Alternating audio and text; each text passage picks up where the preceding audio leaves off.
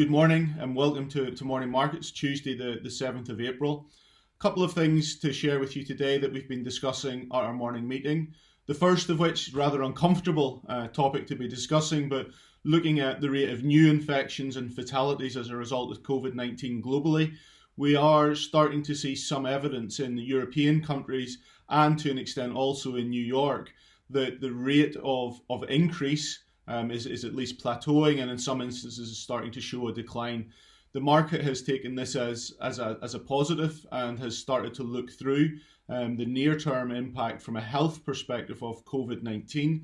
Why do I say that? Well, if we look at the performance that we saw in the UK and European markets yesterday, and then probably more noticeably in the performance in the US overnight, where we saw the US market, the Dow Jones and the S&P 500, both move up over 7% through the course of the day.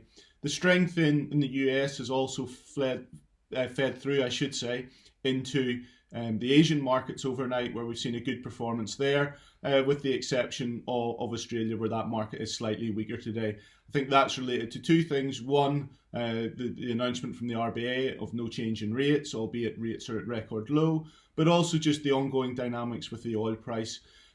Australia isn't an oil exporter, but it is a large exporter of liquefied natural gas, and that is priced off the oil market. So problems in the oil market have problems for the LNG market, which is an important source for the Australian economy. I think the other thing that has been helpful to markets overnight was that there was some speculation of a further stimulus bill from the US. It was rumoured that this could be up to $1 trillion. And it seems that this is being put forward by the Democratic Party, and that, again, could be a positive in getting it voted through in a relatively short period of time. Turning to Europe today, futures markets are pointing to a slightly more positive open there as well, and it would be good to see markets consolidate on the strength that they showed yesterday.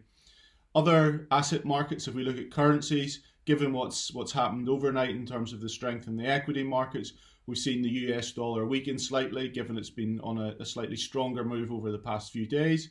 And we've also seen bond markets, and I mean sovereign bond markets, behave as we would expect in this environment, with yields decreasing ever so slightly. So a much more normal market environment in terms of the movements that we're seeing.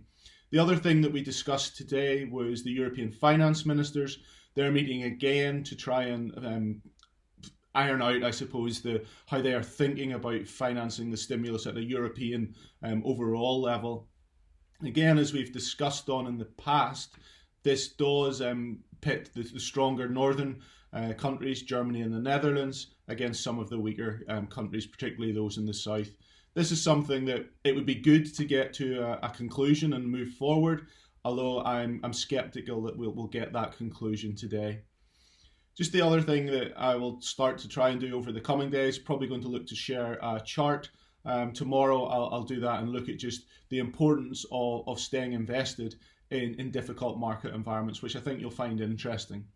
Thanks for joining today, and I'll speak to you again tomorrow.